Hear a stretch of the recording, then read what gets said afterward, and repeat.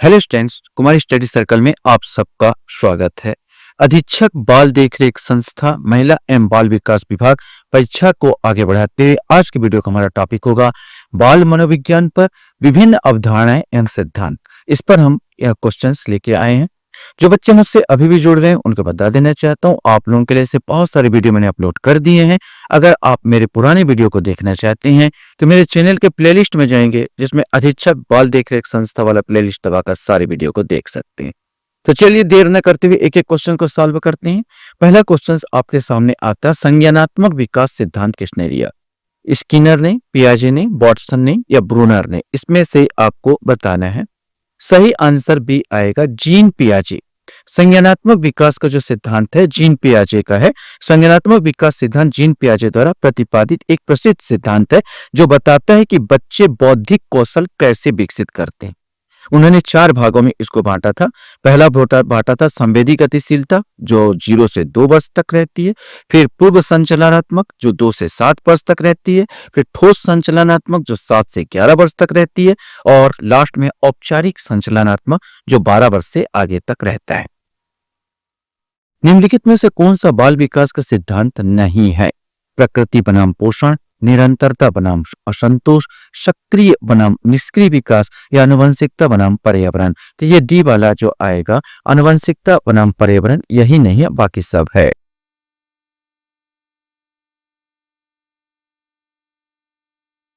Question हमारे सामने यहां पर आता है कि पियाजे के अनुसार, जीन पियाजे के अनुसार 2 से 7 वर्ष की आयु किस अवस्था को दर्शाती है? मैंने अभी वर्णन करते हुए मुंह जवानी यहाँ पर बताया था कि वास्तव में 2 से 7 वर्ष तक की आयु किस अवस्था को दर्शाती, ये आपको बताना है। तो सही आंसर जो इसका आएगा, सी आएगा, पूर्व संक्रियात्मक अवस्था, जो 2 वर्ष से लेकर 7 वर्ष तक की आयु तक चलती है।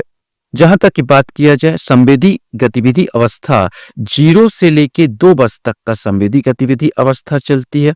2 से 7 वर्ष तक पूर्व संचलनात्मक अवस्था चलती है। या मूर्त या ठोस बोल दो, ठोस या मूर्त संक्रियात्मक अवस्था जो है 7 से लेकर 11 अवस्था तक चलती है। और औपचारिक संक्रियात्मक अवस्था जो चलती है वो 12 प्लस माने 12 से अधिक आयु तक चलती है।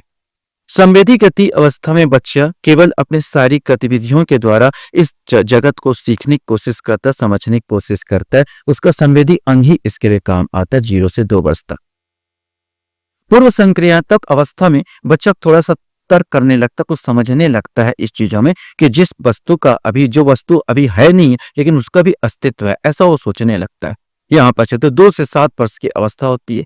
मूर्त संक्रियात्मक अवस्था या मूर्त वस्तु और जो माने एक क्रम जमाने का, इसके बाद क्या आएगा, इसके बाद क्या आएगा, इस प्रकार क्रम वाला व्यवस्था हो, या कुछ मूर्त चीजों को व्यवस्था हो, ठोस चीजों को व्यवस्था पहचान हो, तो 7 से 11 वर्ष तक बच्चे में आ जाती है। और औपचारिक संक्रियाएं अवस्था में कल्पनाएं करने लगता है या काल्पनिक चीजें उसके दिमाग में आती है। ये सब औपचारिक संक्रिया अवस्था जो 12 वर्ष के बाद की बात की आती है।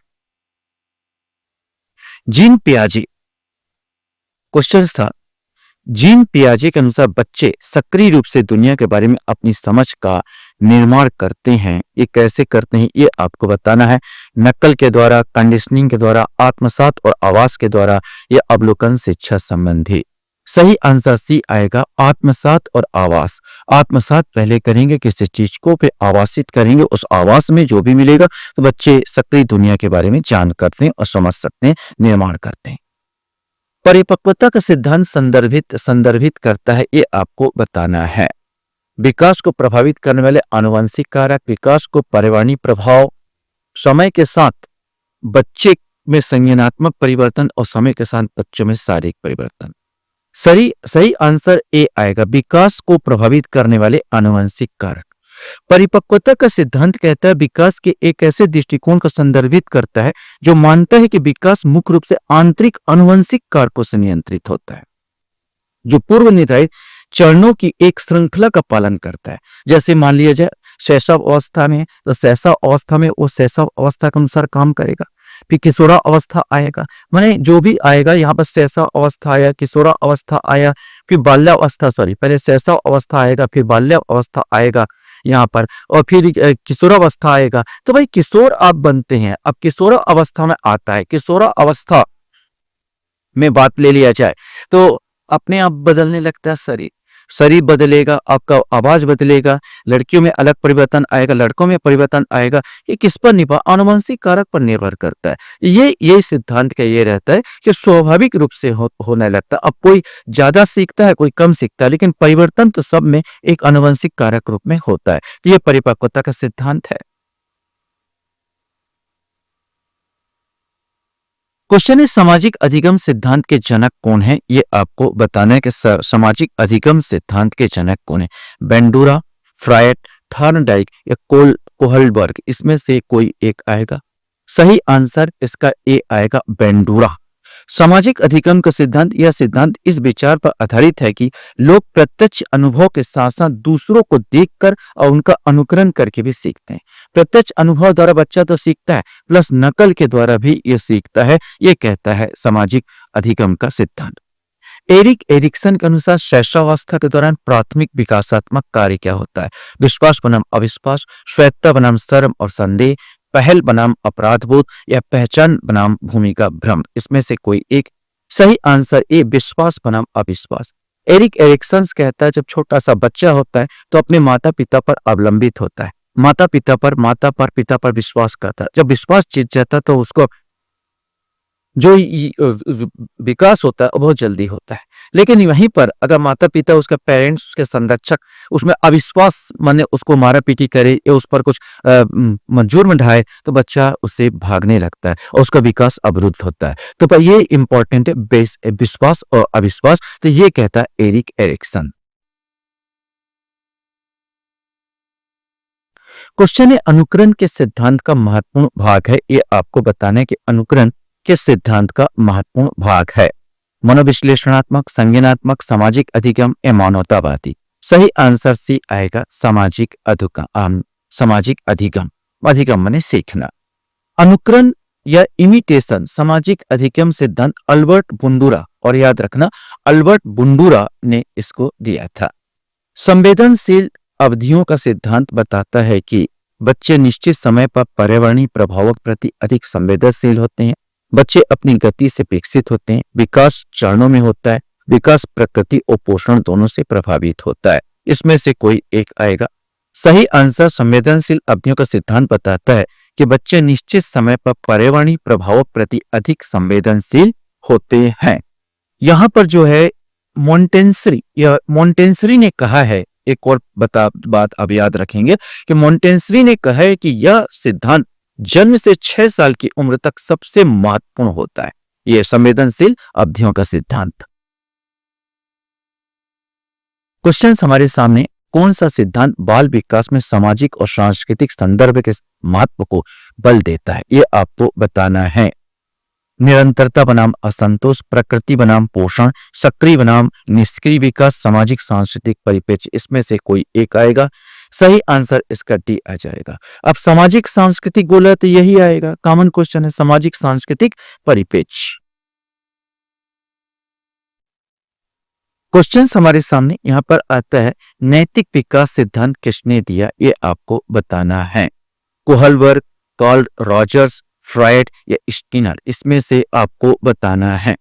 सही आंसर जो आएगा ये ए आएगा, लॉरेंस कोहेलबर्ग।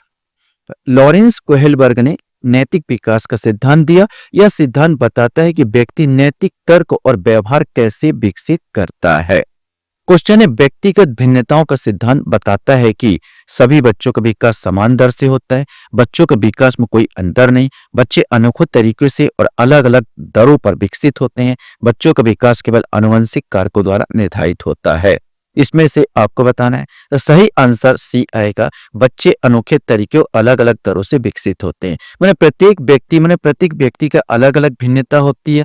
शिक्षक को भी चाहिए प्रत्येक व्यक्ति के गुण के आधार पर बच्चों को समझाए या वो करे, यही सिद्धांत यही कहता है, क्योंकि सब व्यक्तियों का जो बच्चों का गुण, व्यक्तिगत भिन्नता उसमें पाई जाती, सब एक जैसे नहीं हो सकते।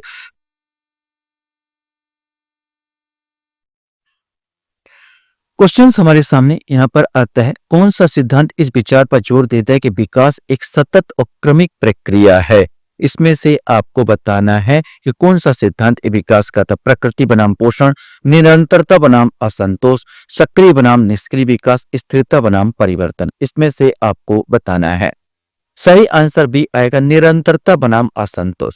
देखो, सतत और क्रमिक प्रक्रिया, सतत बोलेगा तो भाई हमेशा विकास, जन्म से लेके मृत्यु तक बोला जाए तो विकास तो निरंतर जारी है, तो बिल्कुल है। असंतोष के यहाँ पर क्रमिक प्रक्रिया होता है, माने एक बार स्टेप स्टेप पर होगा, जैसे शैशवावस्था, बाल्यावस्था, किशोरावस्था, है ना, प्रौढ़ावस्था या बूढ़ावस्था, तो एक क्रम आता है यहाँ पर, इसी का असंतोष कहा गया। तो एक क्रमिक प्रक्रिया में चलता है। फ्राइड के अनुसार व्यक्तित्व का कौन सा भाग सामाजिक नियमों का पालन करता है। इड, ईगो, सुपर ईगो और चेतन। इसमें से आपको बताना है। सही आंसर सुपर ईगो। फ्राइड ने अपने जो भी बिहेवियर होते हैं उसको 3 भागों में बांटा था। पहला बांटा इड, दूसरा बांटा ईगो और तीसरा बांटा सुपर ईगो। अगर इड जो है पशु वृत्ति होती है, मतलब भूख लगी तो हमको खाना है, और क्या बोलना चाहिए, प्यास लगी तो मुझे पानी पीना है, उसको जैसे पशु लोग मुंह लगा देते हैं कहीं भी, और इड से नियंत्रित होते हैं। ईगो कहता है, जैसे एक बच्चा है, मिठाई रखी हुई है दुकान में, बच्चा के दिमाग में आता है भाई मिठाई खाने के लिए, खाओ, तो इड से नियंत्रित होगा। ईगो होगा, ईगो बोलता है कि नहीं, अगर खाना है तो भाई आपको पास पैसे चुकाने पड़ेंगे, पैसा दो और खाओ। दूसरा ऑप्शन और बताता है कि अगर दुकानदार नहीं देख रहा चुपके से उठा लो, माने चोरी कर लो। ये ईगो है। लेकिन सुपर ईगो बोलेगा बिल्कुल नहीं, चोरी बिल्कुल अपराध है, अगर खाना है तो एक ही ऑप्शन है, वो है पैसा कमाओ और खाओ। तो ये इससे नियंत्रित, और हर व्यक्ति जो होता है ये तीनों से नियंत्रित होता है। जो चोर और होते हैं, जो अक्सर मारा पीटी करते हैं और थोड़ा पशु वृत्ति के होते हैं, इड से नियंत्रित होते हैं। थोड़ा सा ऊपर वाले होते हैं तो ईगो से नियंत्रित, और जो बिल्कुल सामाजिक होते हैं सुपर ईगो से नियंत्रित होते हैं। ये फ्राइड का बात है। क्वेश्चन हमारे सामने आता है, बाल विकास में मचान का सिद्धांत संदर्भित करता है। बाल विकास में मचान का सिद्धांत संदर्भित करता है सीखने की सुविधा के लिए उचित समर्थन और मार्गदर्शन प्रदान करना, व्यवहार को आकार देने के लिए सख्त अनुशासन और सजा, सामाजिक अंतःक्रियाओं प्रति बच्चे के संपर्क को सीमित करना, और संज्ञानात्मक विकास और आनुवंशिक कारकों का प्रभाव। इसमें से कोई एक आएगा।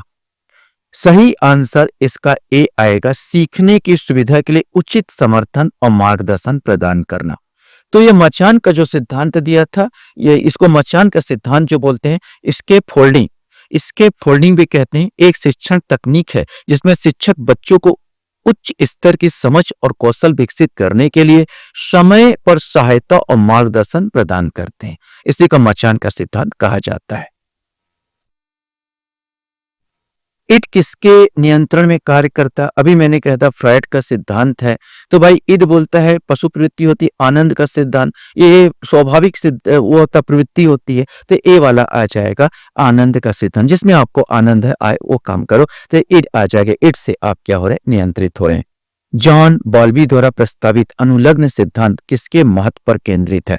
बाल विकास में आनुवंशिक कारक, बाल विकास में सामाजिक आर्थिक स्थिति, बच्चों और उनकी देखभाल करने वालों के बीच का बंधन, बाल विकास के साथियों का प्रभाव। इसमें से कोई एक आएगा। सही आंसर जॉन बॉल्बी द्वारा प्रस्तावित अनुलग्न का सिद्धांत, बच्चों और उनकी देखभाल करने वाले के बीच बंधन। बंधन अच्छा रहेगा तो विकास अच्छा होगा, बंधन अगर थोड़ा सा ढीला है तो बच्चे का विकास अवरुद्ध हो जाएगा। क्वेश्चन हमारे सामने यहाँ पर आता है, थॉर्नडाइक का प्रसिद्ध नियम कौन सा है? ये आपको बताना है। तैयारी का नियम, प्रभाव का नियम, अभ्यास का नियम, या सभी? इसमें से आपको बताना है। सही आंसर इसका सभी आ जाएगा। थॉर्नडाइक ने सिद्धांत दिया था, तैयारी माने 2 प्रकार के तैयारी, सामाजिक या मानसिक। व्यक्ति होता तैयारी या तो सामाजिक तैयारी करेगा, और मानसिक, दोनों प्रकार का तैयार होगा वो आगे का अभ्यास के लिए। प्रभाव का नियम, या आप कह सकते हैं प्रभाव का नियम, ये अच्छा हो सकता है प्रभाव, या बुरा हो सकता है। अच्छा प्रभाव हुआ या बुरा प्रभाव हुआ, उस पर भी आप बच्चे पर अवलंबित होता है कि अच्छे प्रभाव का विकास में ज्यादा होगा, बुरा प्रभाव उस पर पड़ रहा तो विकास अवरुद्ध होगा। और अभ्यास का नियम, जैसे जैसे कोई चीज का अभ्यास करते हैं वैसे वैसे उसका विकास होता जाता है, तो सभी इसमें आएगा। यूरी ब्रोफेनब्रेनर के पारिस्थितिक तंत्र सिद्धांत के अनुसार तत्काल पर्यावरण जो सीधे बच्चों को प्रभावित करता विकास कहलाता है। ये कौन सा विकास कहलाता है, ये आपको बताना है। माइक्रोसिस्ट, एक्सोसिस्टम, मेसोसिस्टम या मैक्रोसिस्टम, इसमें से आपको बताना है। सही आंसर इसका ए आएगा, माइक्रोसिस्टम। माइक्रोसिस्टम सूक्ष्म प्रणाली, इसमें परिवार, स्कूल, सहकर्मी समूह, पड़ोसी जैसे बच्चे, सबसे करीबी रिश्ते और वातावरण शामिल होते हैं, जिससे बच्चा बहुत जल्दी सीखता है या अनुकूलित करता है। क्वेश्चंस आता है, समीपस्थ विकास का क्षेत्र जेपीडी के सिद्धांत से पता चलता है कि बच्चे अपनी गतिविधि से विकसित होते हैं। बच्चों का विकास केवल आनुवंशिक कारकों द्वारा निर्धारित होता है। बच्चे खेल और अन्वेषण के माध्यम से सर्वोत्तम सीखते हैं। बच्चे किसी जानकार व्यक्ति के मार्गदर्शन से और अधिक हासिल कर सकते हैं। इसमें से आपको बताना है। सही आंसर इसका डी ही आएगा। बच्चे किसी जानकार व्यक्ति से मार्गदर्शन से और अधिक हासिल कर सकते हैं। इसको सिद्धांत जो जेडीपी का सिद्धांत दिया था, रूसी मनोवैज्ञानिक वाइगोत्स्की ने इसको दिया था। क्वेश्चन हमारे सामने यहाँ पर आता है, नमनीयता का सिद्धांत बताता है कि विकास चरणों में होता है। विकास प्रकृति और पोषण दोनों से प्रभावित होता है। बच्चे अपनी गति से विकसित होते हैं और बच्चों का विकास केवल आनुवंशिक कारकों द्वारा निर्धारित होता है। इसमें से कोई एक आपको बताना है। सही आंसर भी आएगा, विकास की प्रकृति और पोषण दोनों से क्या होता है, प्रभावित होता है। ये इन्होंने सिद्धांत दिया था। क्वेश्चन है, स्किनर का मुख्य योगदान किस क्षेत्र में? व्यवहारवाद, मनोविश्लेषणात्मक, संज्ञानात्मक विकास या मानवतावाद, इसमें से आपको बताना है। सही आंसर स्किनर का जो सिद्धांत है, मुख्य योगदान व्यवहारवाद से है। स्किनर का मुख्य योगदान क्रिया प्रसूत अनुबंधन के सिद्धांत में है, जो व्यवहार को पुरस्कार और दंड के माध्यम से आकार देने में से संबंधित है।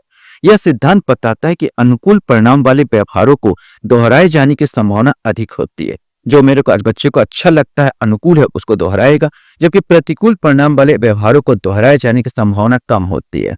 बच्चा एक है, अगर किसी को छूते वक्त तो उसे गर्म चीज को छुआ है, हाथ जल गया, तो उसको फिर अनुकरण वो नहीं करेगा। लेकिन किसी चीज को छूने में उसको आनंद आया तो उसको बार बार अनुकरण करेगा। ये स्किनर का सिद्धांत है। अच्छा लगेगा तो काम वो बार बार करता है, और जिसमें बुरा लगेगा उसकी संभावना कम हो जाती है। क्वेश्चन हमारे सामने, सिगमंड फ्रायड ने मनोलैंगिक सिद्धांत के अनुसार वह अवस्था जिसके दौरान बच्चे शौचालय प्रशिक्षण में आनंद का अनुभव करते हैं कहलाती है। ये आपको बताना है।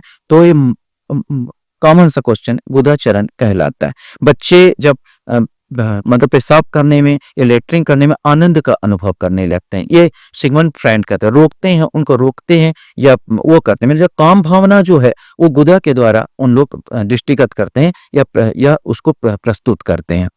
एकाधिक प्रभावों का सिद्धांत इस बात पर जोर देता है कि बाल विकास इससे प्रभावित होता है।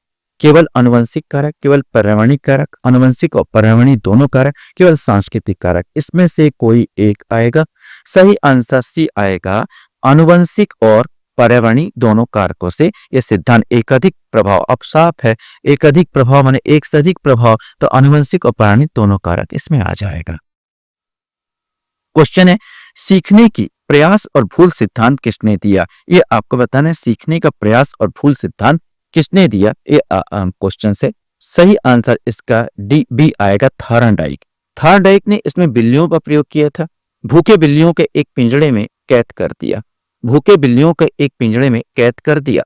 और यहाँ पर यह था कि एक लीवर था जिसको दबाते साथ गेट खुल जाता था, और सामने कुछ मछलियां रखती। भूखे बिल्ली छटपटाने लगे और अचानक उनका लीवर में पैर गया और खुल गया और वो मछलियों खा लिए। फिर उन्होंने अंदर किया। इस प्रकार देखा कि बिल्ली अब समझ गई कि किसको दबाना है और गेट को खोलना है। ये प्रयोग था। मैंने सीखने और प्रयास, एक बार भूल करोगे, आदमी भी वैसे ही होता है। आप प्रयास करते करते, भूल करते करते एक दिन आप सीख जाओगे और आपका पूरा सही हो जाएगा। तो ये बिल्लियों पर प्रयोग किया था थॉर्नडाइक ने। क्वेश्चन आता है, कंडीशनिंग शब्द किस सिद्धांत से संबंधित है? ये आपको बताना है। पियाजे, पावलोव, रोथ या मैस्लो, इसमें से आपको बताना है। सही आंसर ये सिद्धांत पावलोव का सिद्धांत है। कंडीशनिंग, दो प्रकार के कंडीशनिंग होते हैं। एक शास्त्रीय कंडीशनिंग होता है पावलोव का, जो शास्त्रीय कंडीशनिंग होता है क्लासिकल होता है, जैसे आपने समझा, इसने समझाया कि मान लो कुछ कुत्ते पाले हुए हैं, उनको घंटी बजते ही वो खाने के लिए बुलाया जाता है। तो 1-2 बार तो समझ में नहीं आएगा, लेकिन बाद में समझ जाएगा कि जहाँ घंटी बजेगा उनका लार टपकने लगेगा। जहाँ घंटी बजा लार टपकने लगा। तो ये कंडीशनिंग दिया, शास्त्रीय कंडीशनिंग इन्होंने सिद्धांत दिया था। इसी प्रकार एक और वैज्ञानिक थे, ऑपरेटिव कंडीशनिंग दिया था। जैसे व्यवहार, परिणाम, पुरस्कार, अच्छा पुरस्कार मिलेगा तो व्यक्ति उस काम को करता है, और अगर नकारात्मक मिलेगा तो काम करने से बचता है बच्चा। तो ये दिया था, स्किनर दिया था ऑपरेटिंग कंडीशनिंग। लेकिन यहाँ पर कंडीशनिंग शब्द बस आया था, स्किनर का नाम नहीं था। तो यहाँ पावलोव यहाँ पर आंसर आएगा। कौन सा सिद्धांत बताता है कि विकास ऐतिहासिक और सांस्कृतिक संदर्भों से प्रभावित हो सकता है?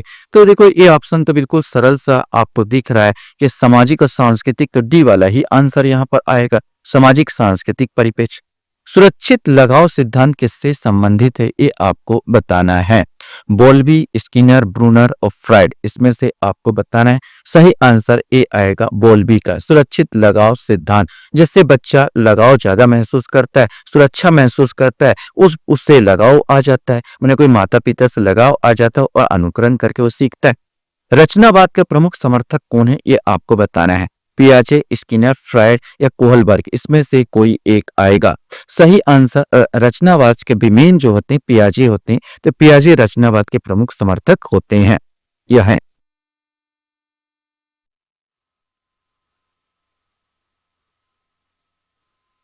क्वेश्चन हमारे सामने आता है। वस्तु स्थायित्व का सिद्धांत एक बच्चे को समझने को संदर्भित करता है।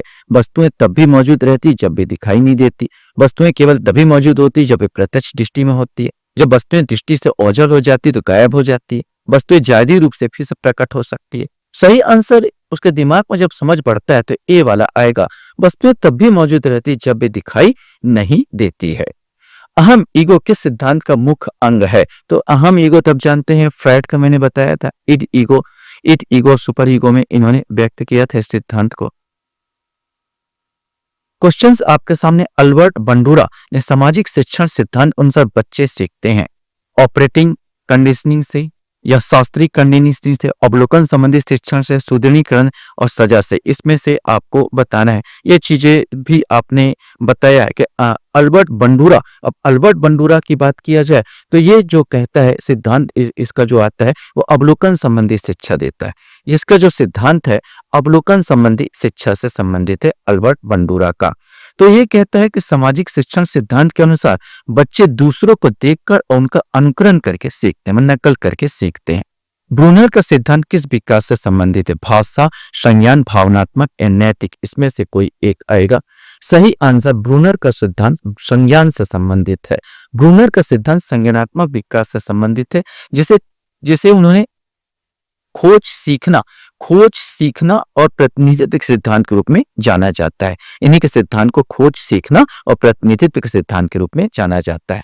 क्वेश्चन हमारे सामने आता है, स्व अवधारणा का सिद्धांत एक बच्चे को संदर्भित करता है, ये आपको बताना है। सही और गलत के समझ, अपने स्वयं के व्यवहार को विनियमित करने की समझ, अपनी क्षमताओं और विशेषज्ञताओं का ज्ञान, नैतिक तर्क का विकास। तो इसमें से आपको कोई एक आएगा। सही आंसर इसमें से आपको बताना है। तो सही आंसर सी आएगा, अपनी क्षमताओं और विशेषज्ञताओं का ज्ञान, ये स्व अवधारणा का सिद्धांत ये कहता है। ऑपरेटेड कंडीशनिंग किसने दिया? तो ऑपरेटेड कंडीशनिंग मैंने पढ़ाते वक्त बताया था कि ऑपरेटिंग कंडीशनिंग स्किनर, ये जो सिद्धांत है स्किनर का, तो स्किनर ने यहाँ पर दिया था ऑपरेटेड कंडीशनिंग का सिद्धांत। हमने देखा था शास्त्रीय सिद्धांत बांटे थे, ऑपरेटिव कंडीशनिंग का सिद्धांत बांटे थे। तो शास्त्रीय सिद्धांत की अगर बात करें तो स्नीकर का है, व्यवहार और परिणाम, अच्छा व्यवहार आदमी करता है तो जैसे पुरस्कार उसका मिलता है तो उसके प्रति वो व्यक्ति आकर्षित होता है, और अगर नकारात्मक मिला तो दूर भागने की कोशिश करेगा। क्वेश्चन हमारे सामने यहाँ पर आता है, कौन सा सिद्धांत बच्चे को सक्रिय शिक्षार्थी मानता है? ये आपको बताना। व्यवहारवादी सिद्धांत, संज्ञानात्मक सिद्धांत, मनोविश्लेषणात्मक या मानवतावाद सिद्धांत, इसमें से कोई एक आएगा। सही आंसर बी आएगा संज्ञानात्मक सिद्धांत। संज्ञानात्मक सिद्धांत जो है ये बच्चे को एक अच्छा से सक्रिय शिक्षार्थी मानता है। पियाजे के सिद्धांत की अंतिम अवस्था कौन सी थी? तो ये आपने पहले बताया जा चुका है कि अंतिम अवस्था उन्होंने औपचारिक संक्रियावाद को दिया। तो औपचारिक संक्रियावाद में पहला ये होगा, दूसरा ये होगा, तीसरा ये होगा और चौथा ये होगा। क्वेश्चन हमारे सामने आता रोल मॉडलिंग किस सिद्धांत का भाग है? ये आपको बताना है कि रोल मॉडलिंग किस सिद्धांत का भाग है। मानवतावाद, सामाजिक अधिगम, संज्ञानात्मक या व्यवहारवाद, इसमें से कोई एक आएगा। सही आंसर रोल मॉडलिंग जो होता है सामाजिक अधिगम का। समाज के द्वारा हम सीखते हैं, रोल हमारा कोई रोल मॉडलिंग होता है। यहाँ पर मैस्लो की जरूरतों में सबसे ऊपर क्या है? सुरक्षा, आत्म साक्षात्कार, सम्मान या प्रेम, इसमें से आपको बताना है। सही आंसर भी आएगा आत्म साक्षात्कार। मैस्लो का जो पिरामिड का सिद्धांत इन्होंने दिया था, इस प्रकार पिरामिड का सिद्धांत दिया था, उसमें जो है आत्म साक्षात्कार को, जो आत्म साक्षात को सबसे ऊपर इन्होंने रखा था। माने व्यक्ति को सबसे पहले शारीरिक रूप से जो होता है, यहाँ पर शारीरिक सुरक्षा की आवश्यकता होगी उसको, फिर प्रेम और सम्मान की आवश्यकता होगी। माने प्रेम और सम्मान, पहले सुरक्षा की आवश्यकता, फिर प्रेम और सम्मान की आवश्यकता, और लास्ट में जब ये सब मिल जाता है तो आत्म साक्षात्कार। भाई मेरे को भी तो लोग जाने, इस प्रकार की प्रवृत्ति बाद में विकसित होगी। पहले तो रोटी और कपड़े और मकान होगा ना। पहले आदमी की सोचेगा भाई मैं अपना पब्लिसिटी थोड़ी कराना चाहेगा, सबसे पहले तो सोचेगा भाई मेरा नाम हो, वो बाद में सोचेगा यार, पहले तो रोटी कपड़ा और मकान की बात सोचेगा। तो सुरक्षा, सम्मान और प्रेम की बात पहले सोचेगा, आत्म साक्षात्कार की बाद में। क्वेश्चन है स्टर्नबर्ग किससे संबंधित है? इसमें से आपको बताना है स्टर्नबर्ग किससे संबंधित है। बहुबौद्धिकता, त्रिकोणी बौद्धिक सिद्धांत, नैतिक विकास या व्यवहारवाद, इसमें से आपको बताना है। सही आंसर भी आएगा त्रिकोणी बौद्धिक सिद्धांत से संबंधित इन्होंने दिया था। इन्होंने 3 भागों में बांटा था त्रिकोणी बौद्धिक। एक विश्लेषणात्मक सिद्धांत बांट दिया, दूसरा रचनात्मक सिद्धांत में इन्होंने बांटा था, और तीसरा जो इनका जो था वो व्यवहारिक सिद्धांत में बांटा था। पहला जो मैंने कहा था विश्लेषणात्मक सिद्धांत, दूसरा बताया था रचनात्मक, और तीसरा बताया था व्यवहारिक सिद्धांत इन्होंने बताया था। क्वेश्चन हमारे सामने आता है भाषा विकास का अध्ययन किसने किया? ये आपको बताना है कि भाषा का विकास का अध्ययन किसने किया था, ये आपको यहाँ पर बताना है। चॉम्स्की, स्किनर, थॉर्नडाइक या फ्राइड, इसमें से एक आएगा। सही आंसर ए आएगा। नोम चॉम्स्की ने भाषा सीखने का जन्मजात क्षमता का सिद्धांत इन्होंने दिया था। लास्ट क्वेश्चन खेल द्वारा सीखने के सिद्धांत को दर्शाता है, यह आपको बताना है। अनुभवात्मक अधिगम, नैतिक विकास, व्यवहारवादी या मनोविश्लेषण। सही आंसर इसका आएगा अनुभवात्मक अधिगम। अनुभव द्वारा खेल को आप विकास करते हैं, खेल आप सीखते हैं। आशा करता हूं ये वीडियो आपको अच्छा लगा होगा। आप लोग मेरे वीडियो को वॉच करते हो इसलिए धन्यवाद। Thank you very much.